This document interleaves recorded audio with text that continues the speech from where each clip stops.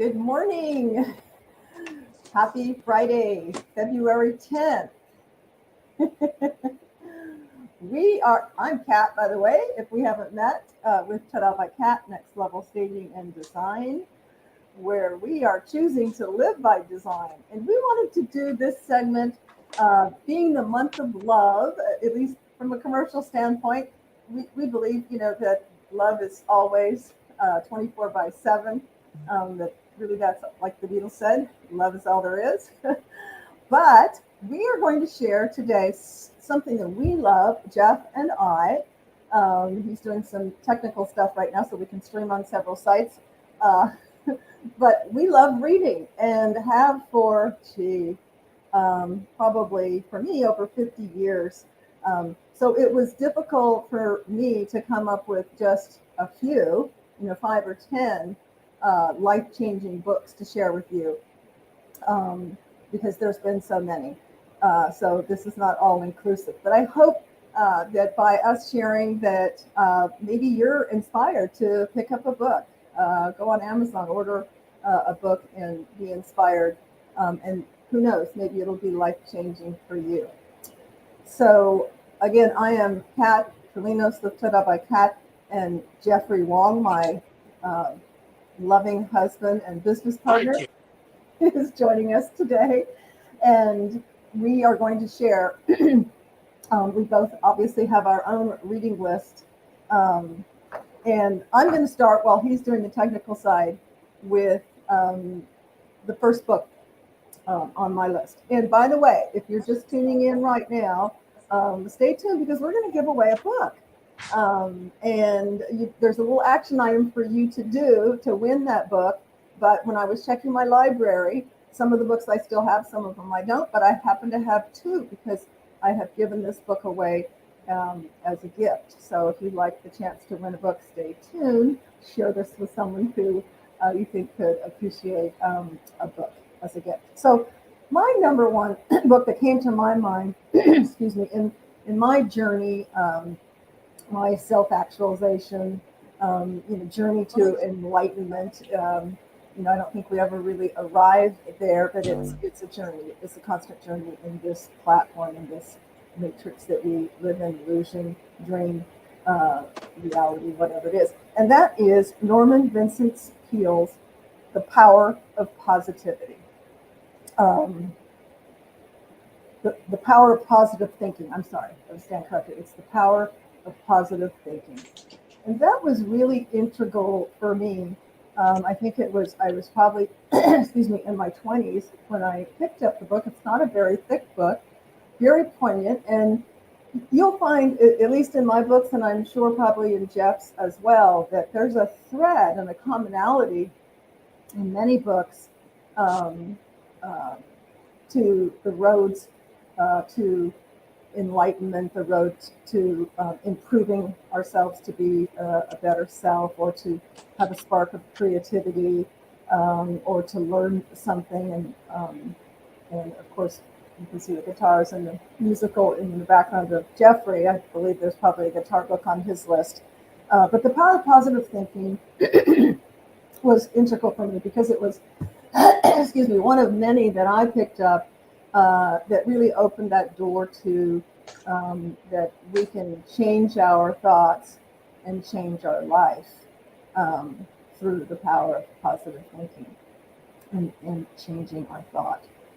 So Jeff, on that, are you ready to share one of your top life-changing books? And you wanted to give a disclaimer, I think, to our audience about this segment. Yeah. See, there's my... Did you hear that? Oh, all right. I like it. Yeah, books that changes lives. Let's just, get deep and dive into this. But I do want to say, turn your volume up just a little, Jeff. I'm sorry, I didn't understand what you said. Turn your volume up just a little. I really don't have the luxury of turning anything up. Oh, it's mine. Okay, never mind. It's by me. Okay, go ahead. Okay, so now let me get my thought what I just said. Okay, So let's just start with my disclaimer is actually that books such as the Bible and religious based or anything that's profound in that realm, we're not adding that into it, just due to the fact that it was designed to become life changing type of book. So when we have that, we don't really want that's a no brainer. So with that, we'll start with the books that impacted me personally. Okay, so what you're saying, just to recap our audience, we know that there's many religious books, and particularly the Bible, that hands down are life changing. So we're not, we could do like 5 segments or more to go over the Bible. So we're not including the Bible. So Right. what's the first one you want to share on your list? Okay, so on my list, the first one that I'm going to bring up, I'm going to see if we can see this. There we go. It's Tony Robbins' Personal Power. Tony Robbins. So I'll tell a real quick brief story about this. Back in the late 80s, early 90s, when Tony was doing these late night infomercials about personal powers and so forth. And then, being a musician, I'm always up like 2, 3 in the morning, sometimes 4, whatnots. And I saw this over and over and over and over and over. And it got to the point where I was like, okay, what is this all about? And I went out and bought the book, Personal Power, and read through it several times. I was very enlightened on positive thinking. So one takeaway from that I definitely say that Tony Robbins changed my perspective on decision-making, on important decision-making moments. And what that actually comes from is, are you prepared to make that decision now? Are you ready to, be confident with the decision you're making? And what we learned is that decision, even though it seems like you just made it on the instant, it's not. It's research, and it's the homework, it is the understanding, the research, everything that leads up to it. And then that decisive moment is definitely a fraction of a second. But do keep in mind that, a lot of people tend to be afraid or reticent in regards to wanting to make a life-changing decision. They ham and haw and end up not getting anything done. That's procrastination. And definitely Tony talks about why. It is because of we either want pleasure or we want to avoid pain. So a lot of these fundamental principles of our psyche that I grew up and nobody ever taught me, I learned from Tony Robbins. So thank you, Tony Robbins, on Personal Power. And then, of course, with that, did the 30-day program and on and on and on.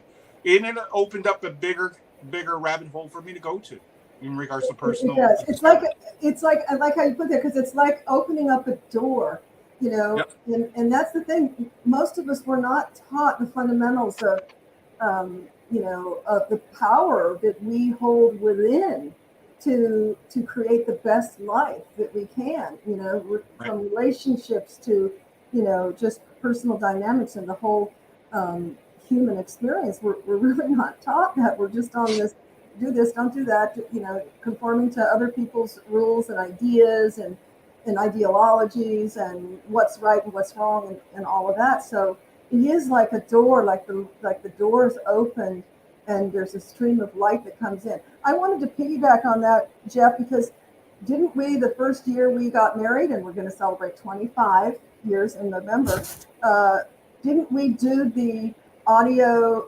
tape Personal Power together? Or was that not really? No, we bought the system and you did your schedule, I did my schedule. No, we did it together. I remember us doing it anyway together. Okay. I know that but we did. We bought an audio thing, and we did do it together. We listened to it every night for like 10 days. And okay, that was a different series. That was a different. We're talking about 30-day program. Had a different setup, and it was an individual goals. Then there was a 2-day program, or maybe a couple of day program that it was like a what do they call it? The add-on that you can get from the bookstore prior to investing hundreds of dollars into this was an audio, and it really meant a lot to me because we did it together, and together learned tools on how to change your dynamic. All couples have to go through conflict resolution and learning the simple dynamics of changing your body dynamics and different things like that. Was really powerful. So the second one, actually, both the second book is on, and we created our list separately. We both have Return to Love by Marianne Williamson. There we go. Oh, you know what? I think I even have an older version. Let me see your version. Look at my version. Mine is a physical book. That's actually my book. and look at the picture. No, I don't think it is. Anyway, who knows? Yours, mine. A Return to Love. I know some people used to say I looked like her when I had darker hair. We're about the same age. When we first met, you probably did look more like her then. With the dark hair, yeah. Reflections on the principles of A Course in Miracles. So anyone who doesn't know Marianne Williamson, most of her work is based on an interpretation of a book called A Course in Miracles. So Jeff, I'm going to let you dialogue on the importance of this book. Okay, in regards to Marianne Williamson's Return to Love, it was a huge book for me because it came in a time when I was just leaving the dark side of the Force, if you will. And I went through a training, not training, but a personal growth seminar with Barbara DeAngelis, Making Love Works. And it just changed my entire being and experience of rebirth. So with that being said, I've been in the book club for a year, and I would get these books, right? And they would send a book of the month and so forth. And that book was in my so-called monthly mailings, and I just looked at it and I was like, okay, I don't know what this is. I'm going to put it on the shelf. And needless to say, after the so-called life-changing experience that I've had, I had an opportunity, kind of just lock myself away in the Hollywood Hills and kind of just start reading books and try to gather myself before I start my next level of what I'm going to do in my life. And that book jumped at me, literally said, this is the time to read me. And I spent probably a day and a half, finished the book, and it just filled me up in regards to that you're not alone. You are loved. You are well loved. You just have to know and remember you are well loved. And there's a lot of touches in that book that made me feel cared for, made me feel that I'm not alone here, made me feel that I'm ready, and there's a whole group, a whole force that is light of love that is with me. So I definitely felt that the Return to Love was a literal way for me, a path that returned to love. And down for many years, and we started looking at her posts and whatnot and became a big fan of hers. But that was my entry to Marianne Williamson's world, and I'm so grateful for her. And she was here in Houston and lived in Houston a long time ago before she moved to West Coast. You and I had the benefit of seeing her in person. In Houston. Just a wonderful, insightful, thought thinker, and of course she's authored many books and spreads her word all over the world, really. We were fortunate enough to see her here. Awesome, yes. And that's just one of, I have several of her books, but I think that was the most thought-provoking one was The Return to Love. So I'm going to touch on my number 3, and then you can go with the next one after yours. This one is really short. Change Your Thoughts, Change Your Life by, may he rest in peace, Wayne Dyer. Wayne Dyer was probably, he was probably the most viewed and read of when I was during my early seeking days. And excuse me. And his message, although many of these gurus, and they all, if you read them, they all have similar magic and thought process of how to live a better life, but they just deliver it in their own unique magical way. And Wayne Dyer had a way of doing that in that simple phrase, change your thoughts, change your life. Was just so simple and rung so true, and still just amazes me at the power of thought I tell my 11-year-old granddaughter, the most important conversation that you'll ever have is the conversation in your head. We have something like 60 to 65,000 thoughts a day. So we can harness some of those very intentional, thoughtful, positive thoughts to change our life. It's just incredible. I've seen it manifest in my own life. I know Jeff has. It's just amazing when you connect with Source, God, and realize that you are the co-creator. That God is within you, not out here sitting on some cloud. That God, you are a part of God, and that you are co-creating with God. And it starts with the thought. So, small book, powerful message from Wayne Dyer. Thank you, Wayne Dyer, for all of your work. Jeffrey, your turn. Okay, so the third one on my list is the person that I just spoke previously on the workshop is Dr. Barbara DeAngelis. Barbara DeAngelis was a so-called radio psychologist, right? So she got a lot of flack because she was married to John Gray, Men's from Mars, Women's from Venus, and they got a divorce. And yes, she's counseling on relationship and so forth. And what I've learned from that experience is you can be a great educator. You have all the knowledge and intent, but when it comes to yourself, sometimes it's the hardest obstacle to hurdle.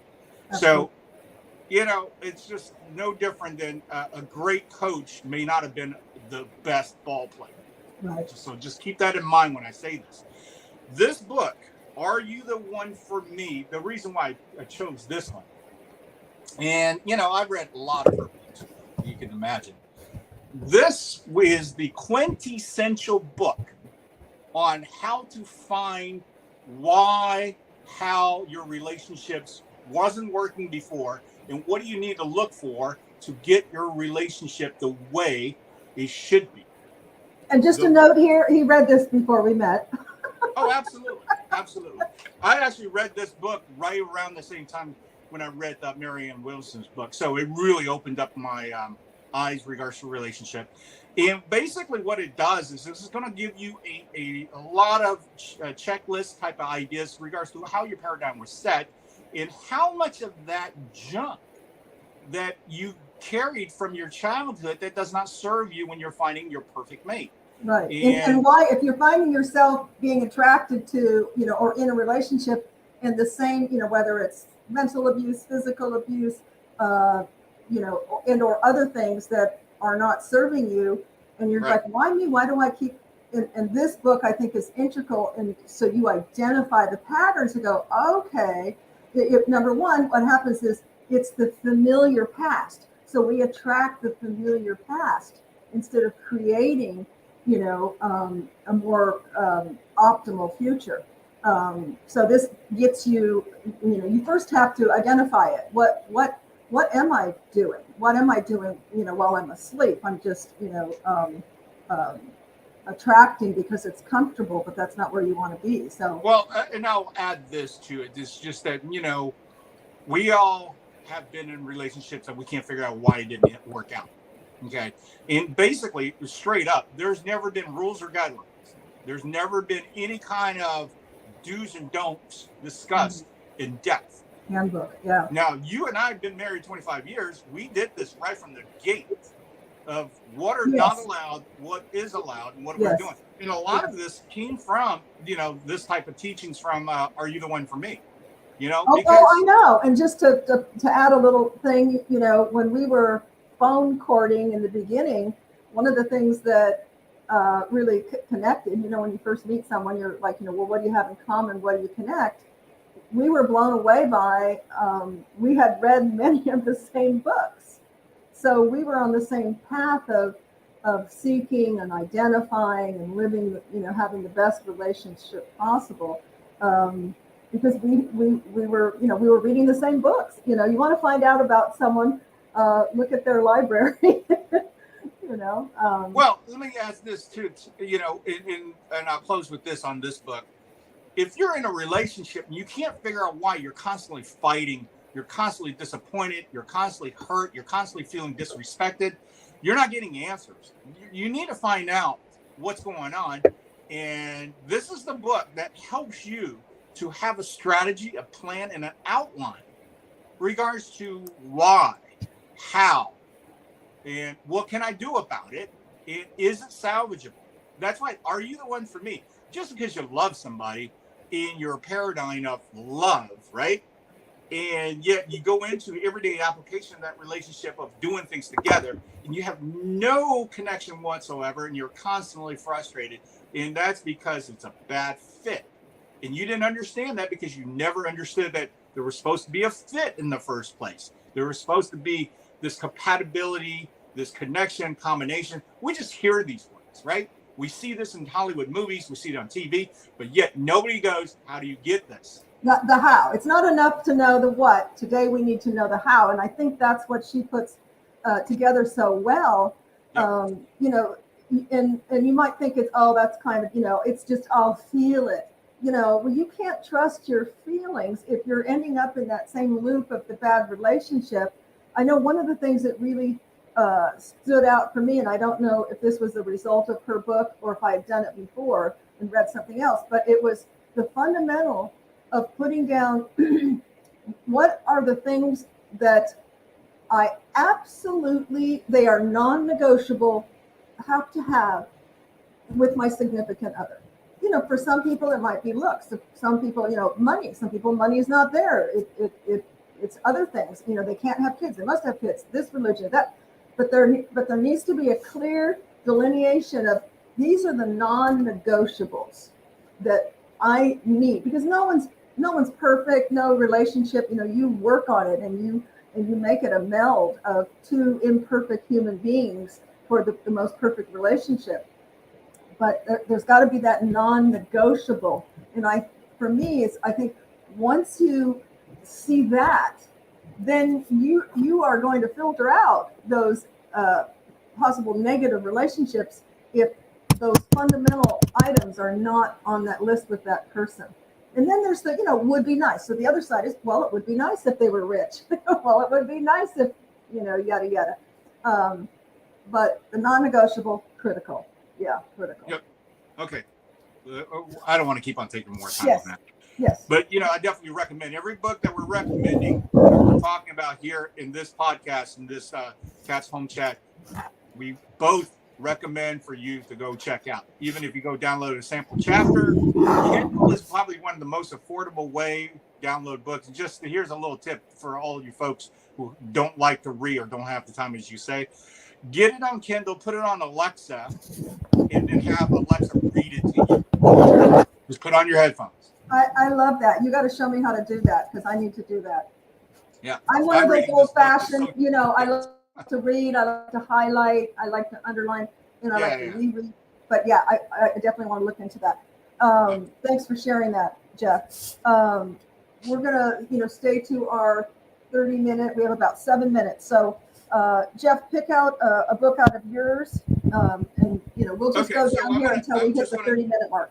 I'm going to give you my book, and then I'm just going to read through my list and then just kind of give you a brief 1 minute or less than 1 minute. But one of the key books that I definitely say that has impacted me is this one, The Tao of Jeet.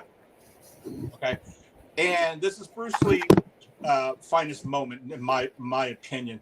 And let me just share with you, for the folks that don't know, everybody thinks Bruce Lee is an actor, a martial arts specialist, and died tragically, whatnot, in 1973. Can you hold that up again? Because I'm writing it in here, so I can spell it right. So it was Tao of Jeet.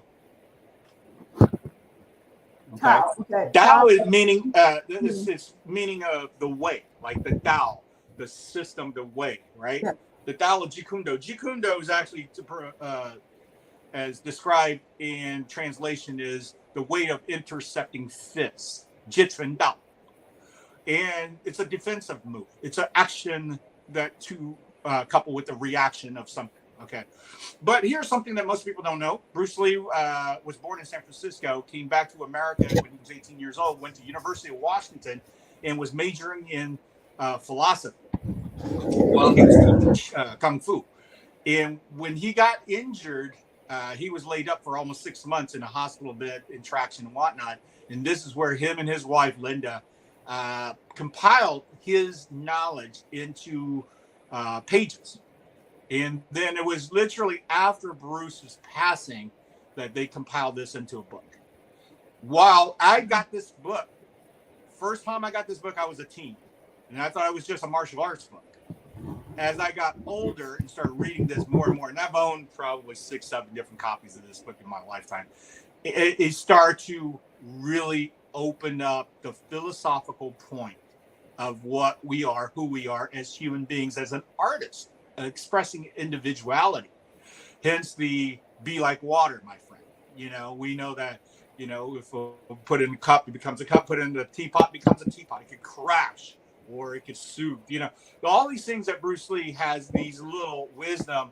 What he has done is kind of put it in perspective of self and what self is when it execute the best of self in expression. Stop the classical mess. Bruce Lee created the Jeet Kune Do because he felt that all this dancing around and so forth wasn't serving the combat. So he was a purist when it comes down to looking at something and saying, what is the immediate best end result, opposed to, oh, well, you know, this is the crane technique, so we need to go step 1, step 2, step 3, what may be. So he broke that paradigm as well. This is a book that I've said to everybody who is my friends that is Asian descent. I've said every Asian man in the world should read this book.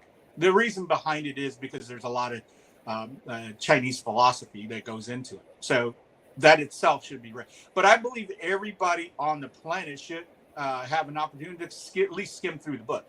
There is a lot of so-called quotes and thoughts that came from Bruce Lee that will make you sit and think for a half hour easily.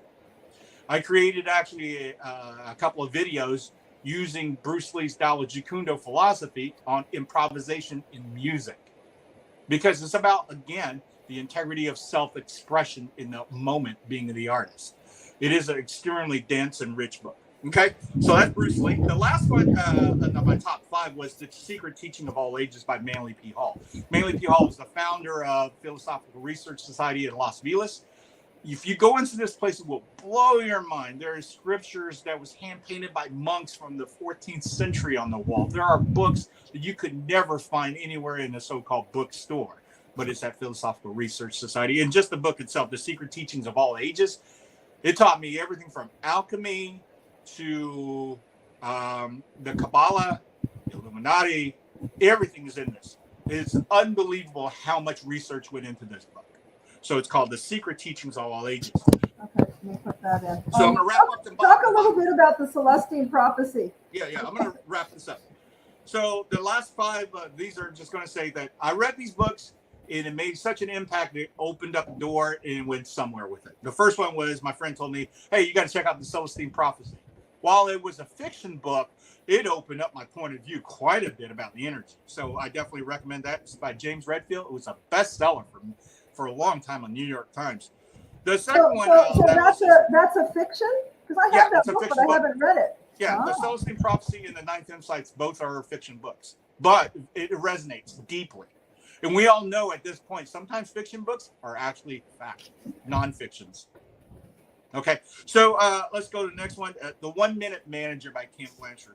Yep. I can't begin to tell you how the 1 minute series are so important to set up your ideas and strategy and your paradigm to our business, to our application of self-reliance and efficiency. And these are the keys that you don't get taught in school unless you go to business school. But what's great about 1 Minute Manager series and 1 minute series with the sales manager and sales and all that, there's different type of on that series that is just a quick read. It's a real thin book, so you can get you the information really quick. Okay, so the third on this is the guitar book, The Handbook for the Electric Acoustic Guitarist. This is by Tom Wheeler. This is a book that I bought when I was in high school. Read it cover to cover, cover to cover, cover to cover. It just kept on reading it. Did a book report on Gibson and Fender guitars. It turned out to be a 20-page report. Teacher didn't even read it. just looked at it and just went, oh, okay, you know what you're talking about. It was everything that I've ever learned that opened up the door of not to be afraid of your instrument. Let's take it apart. It's a piece of wood. So, the next book is actually a somewhat of a tragedy. It's called Ghostwriter by Neil Peart, the drummer for the band Rush. This is him when he lost his daughter, lost his wife within 6-month period. And he took a hiatus from the band, didn't know if he was going to return to music, and took a motorcycle ride across North America and South America for 2.5 years. And just chronologically talked about his mindset, his journey, his pain, his sufferings, as well as his adventures. And it was extremely enlightening to know that someone as great that we revere as a musician have such delicate insights in regards to when you lose someone so dear to you, how do you deal with tragedy? How do you deal with the void? And that is a recommended read for anybody who's lost somebody precious, as well as all Rush fans should read this. My last one is a book that is just personal to me, and it has just changed my life over and over. It's called Open to Channel, How to Connect with Your Guide by Sanaya Roman. I read this book in 1996 and understood that our pineal gland in our brain has the capacity to receive energy, frequency, with information encoded on it that can enlighten our knowledge base. I didn't know this exists. They don't teach us this. Once I got involved with this, I started to change my life, and I met Kat. Here's a side note, mind-blowing. First time I met Kat's mom, this book was on her bookshelf. How about that? So with that being said, these are books that changed my life greatly. I always recommend these books for folks who say, what's a good read? These are great reads. These are great reads, even if you feel you're perfect in life, because you know what? There's no such thing as perfect. They're just great, enriched, and you could always use another tool in the bag to go, I want my life to be a little bit more this. And these books offer that. So that's my top 10. All right. Thank you for sharing. I listed them all here, so let me get through the rest of mine. Mine will be very quick. Yep. I'll leave this one for last because we are going to give a book away, so stay tuned. You're going to have to do something to win this book. I happen to have two. Conversations with God. You want to write these down as I'm saying them? I did those for you. Conversations with God. Can you not write that in there? No. Oh, no. Hang on. Okay. You got, okay. I'm doing something. Conversations with God. I read this 30 years ago.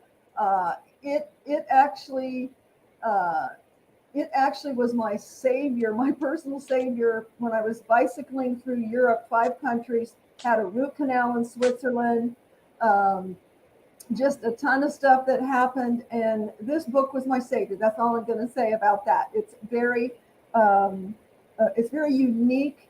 I think it brings a kind of a personal connection to God. The writing format, as he is author, is just having a conversation with him. That's how he wrote the book.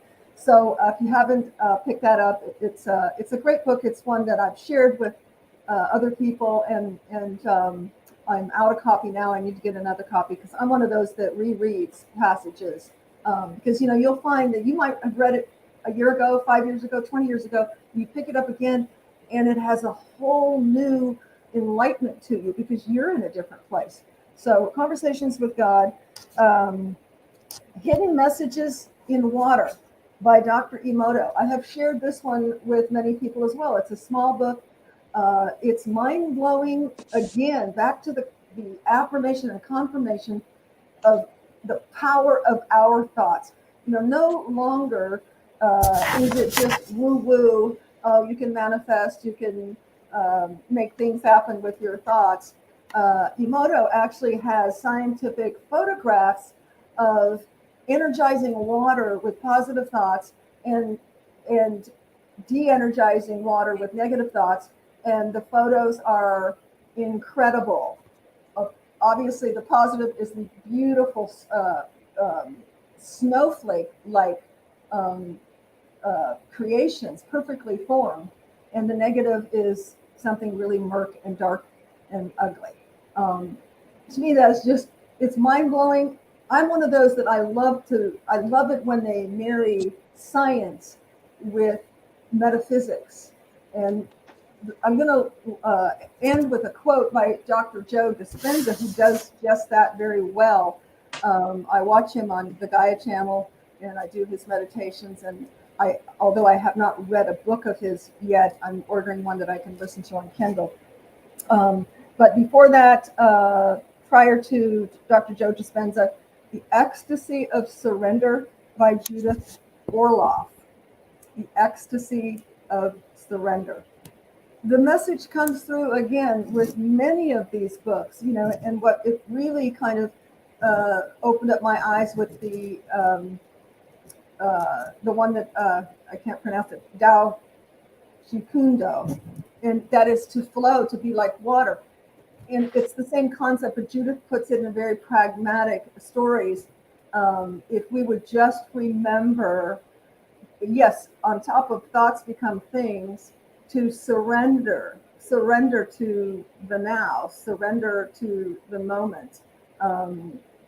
It will give us and gives me so much peace to do that, to remind myself that the now is the now, and to be fluid, to the next thing you should say, do, or be will unfold when you release that energy instead of constrict that energy. So the ecstasy of surrender. It's not on this list, but I'm reading it now. It's No Matter What. Why can't I think of the author? She was in The Secret. I grabbed the book over here. No. No Matter What, Lisa Nichols. Okay. 9 Steps to Living the Life That You Love. It talks about everything and gives you actually steps for anyone who, really wants to change their life and is stuck in old paradigms, whether it's relationship or business or with your kids or finance. She touches on it all, very pragmatic. And this gal came from nothing in LA, very impoverished. She did have the benefit of having very loving parents, but she went through a lot of trauma. So she comes from having lived it, and talks about how you can build up your no matter what muscles, build up your truth muscles, build up your do it now muscles. Very pragmatic and practical steps on how to do that. So I'm going to end with a quote by Dr. Dispenza. He's the one I mentioned that marries science with metaphysics. It's no longer, as he talks about, it's no longer enough to know. It's time that we know how.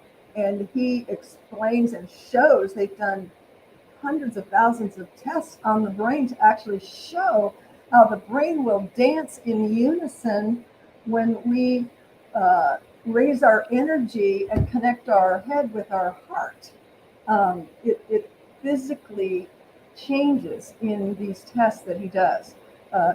All the more proof to show that our thoughts become things and that we can redirect